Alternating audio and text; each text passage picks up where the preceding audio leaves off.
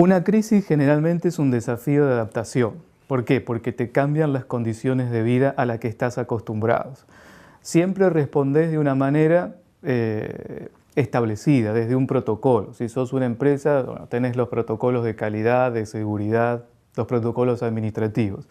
Cuando aparece una crisis, todo eso se desafía. ¿Por qué? Porque los protocolos pierden la capacidad de respuesta. Entonces, tu disyuntiva es, si yo respondo a los protocolos, quedo desfasado de las condiciones del contexto. Entonces, si soy eficiente respondiendo a cómo debería actuar, quedo desfasado de las condiciones del contexto, porque el protocolo no responde al contexto.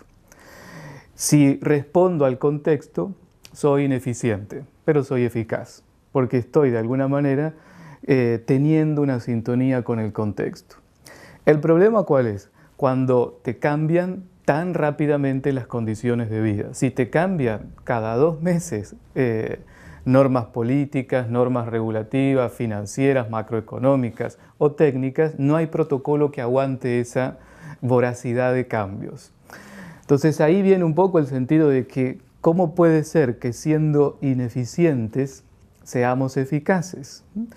Indefectiblemente esta es una paradoja, porque todo lo que nosotros hacemos para ser eficientes, en definitiva termina siendo ineficaz. Esta yo creo que es la gran paradoja de adaptación de las empresas.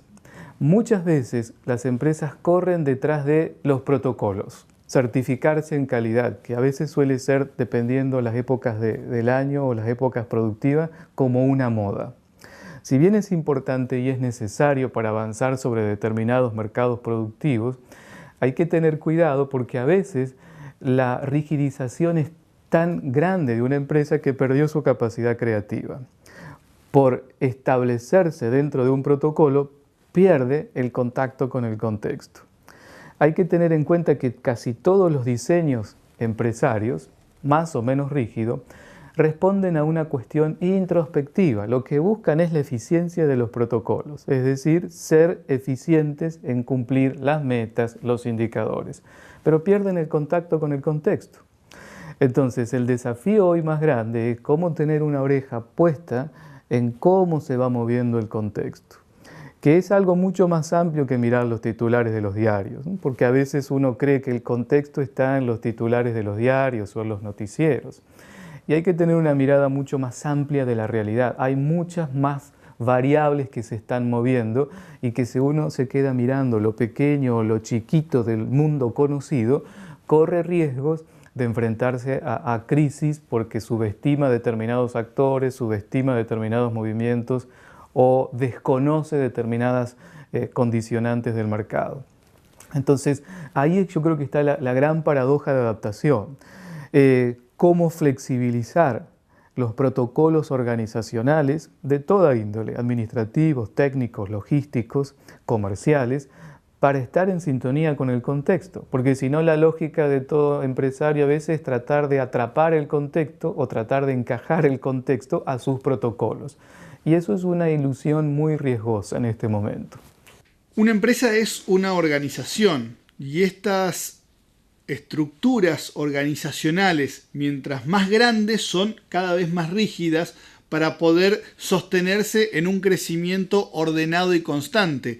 Ahora, en estos tiempos de crisis y de cambios, son las que más dificultades tienen para adaptarse. Lo primero que hay que pensar es que una empresa es un grupo humano. Y aunque esto parece una obviedad, no es una obviedad en términos técnicos, porque las empresas están organizadas como máquinas, no como grupos humanos. Y esto es importante porque la organización de las máquinas es totalmente distinta a la organización de los sistemas humanos. La máquina responde a una tarea, que la tarea está puesta por el diseñador. El grupo humano responde a una concepción simbólica. Las partes de una máquina no deciden por sí mismas, hacen lo que tienen que hacer. Y eso no es así en una empresa. Una persona hace lo que cree que tiene que hacer. Entonces, alinear a un grupo humano es muy distinto a alinear una máquina.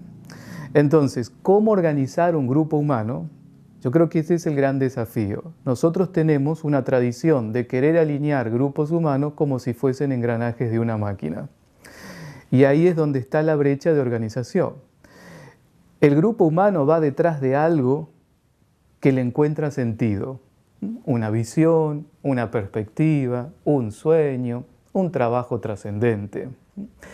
Si pierde el sentido, se transforma en un piloto automático, con el riesgo que hoy tiene ser un piloto automático, porque yo puedo ser eficiente, una vez más, en términos de protocolo, pero totalmente ineficaz en términos de contexto.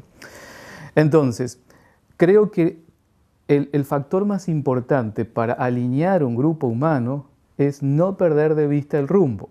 ¿Para qué estamos aquí? ¿Detrás de qué vamos como empresa? ¿Cuál es nuestro objetivo empresario? ¿Cuál es nuestro desafío como empresa? ¿Qué es lo que queremos lograr en el territorio? Eso va a alinear a un grupo humano. Entonces, eso es lo que mantiene integrado a un equipo. Es lo que permite una capacidad de respuesta orgánica frente a las condiciones del contexto. A veces yo creo que lo que sucede es que queremos alinear a un grupo humano con la concepción de una máquina y ahí se desbarata todo el sistema. O sea, segunda concepción, el grupo humano es un sistema vivo, una máquina no es un sistema vivo. La máquina responde input, output, entrada y salida, nada más. Si no hay una entrada, no responde. En cambio, un grupo humano está en permanente contacto con el contexto. Cuando vos te transformás en una máquina, perdiste el contacto con el contexto. Creatividad, capacidad de respuesta, rapidez, innovación. Te convertís en un piloto automático. Eso es muy riesgoso en este momento. Es muy riesgoso porque hay muchísimos actores en el mercado, hay muchísimas propuestas y hay enorme cantidad de desafíos culturales, tecnológicos, sociales y políticos que todo el tiempo están compitiendo contra tu propia estrategia como empresa o como organización. Y cuando las crisis son constantes, van requiriendo de muchísima creatividad para poder llegar a atravesarlas y salir airosos. La innovación es uno de los factores que va creciendo también en este tipo de sociedades como las nuestras, que el gran peligro que tienen es que se acostumbren a estas situaciones de crisis. El contexto latinoamericano en general es muy creativo. Cada país tiene sus propias variables de creatividad en sus propios procesos políticos, históricos y culturales. Pero yo creo que Latinoamérica hoy se ve como una gran potencia por el nivel de creatividad e innovación que tiene, que los países anglosajones no lo tienen, y eso se ve de alguna manera en lo que hoy son los intentos de solución de la crisis económica europea, por ejemplo, o lo que fueron los intentos de salida de la crisis del 2008 en Estados Unidos. Nosotros, los latinoamericanos, tenemos un enorme nivel de creatividad, pero al mismo tiempo tenemos un enorme nivel de naturalización de esa crisis o de esa creatividad. Nos podemos acostumbrar a cuestiones que no son tolerables en otros países del mundo. Entonces, tenemos un nivel de acostumbramiento tal a la crisis que nos hace muy creativos para poder vivir en esa crisis, pero al mismo tiempo nos hace vivir de manera naturalizada la crisis. Y hoy hay aspectos sociales, políticos que no nos asombran, cuando en otros territorios serían escándalos nacionales. Por eso nos cuesta tanto la organización, porque somos una cultura, más allá de las diversidades, muy particular, la cultura latinoamericana, muy caótica, y por eso los modelos organizacionales, sobre todo anglosajones, no funcionan en estas latitudes, no funcionan. Creo que hay una brecha de cómo construir una organización desde un punto de vista latinoamericano. Hoy son muy valorados los ejecutivos latinoamericanos. Los altos ejecutivos se exportan a Estados Unidos y a España fundamentalmente, pero todavía creo que tenemos una deuda en modelos latinoamericanos de organización, que pueden ser quizás la perspectiva de futuro, es decir, cómo vivir en la inestabilidad.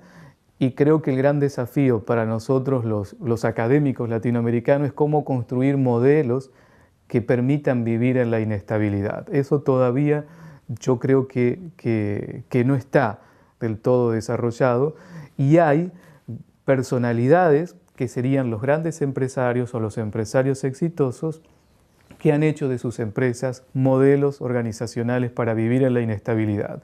Pero eso depende de un empresario y de sus características particulares, no dependen de un modelo organizacional. El día que ese empresario no esté, la organización colapsa. Y cada vez más con el avance de la globalización y con la velocidad con la que se dan las comunicaciones, lo único que se mantiene estable es la inestabilidad. Yo creo que la inestabilidad siempre estuvo en los territorios productivos y económicos. Lo que pasa es que, yo te diría, desde hace 2 décadas hacia atrás, eso estaba contenido. Contenido geográficamente porque la globalización no tenía tanto nivel de interdependencia, o contenido políticamente. Hasta el muro de Berlín el mundo estaba claramente contenido en 2 bandos, acordadamente contenido. Cuando esa contención empieza a ceder, la inestabilidad aparece de una manera que antes nunca había sido visualizada o estudiada. Yo creo que lo que sí, de alguna manera, vamos hacia futuro es hacia una profundización de la inestabilidad. Entonces, nosotros fuimos formados para que la inestabilidad era una cuestión de una crisis momentánea. Entonces ahí el empresario decía, bueno, si tengo espalda, aguanto esta turbulencia porque sé que en algún momento el sistema se acomoda. Donde la inestabilidad era una cuestión netamente coyuntural de un sistema estable. Yo creo que lo que aparece a futuro es la inversión de esta lógica. El territorio es inestable y los momentos coyunturales van a ser momentos de tranquilidad. Entonces, el desafío es cómo aprendemos a vivir a los altos, porque de lo contrario estamos totalmente desfasados con las herramientas. Fuimos formados y aprendimos a vivir en la estabilidad, no en la inestabilidad. Y todas las metodologías de planificación o de diseño en las empresas están basadas en la estabilidad, desde el presupuesto hasta la planificación en inversiones. Lo que hoy sabemos es que eso tiene un horizonte muy limitado de aplicación, más allá del contexto argentino y de las particularidades del contexto argentino. Eso es global y es transversal, y quiere decir que tus certezas y tu estabilidad tienen límites en el tiempo, porque hay muchísimas variables interdependientes que se mueven y te cambian las condiciones de vida. Por Más, ahora es revista y ya está en los kioscos de toda la provincia.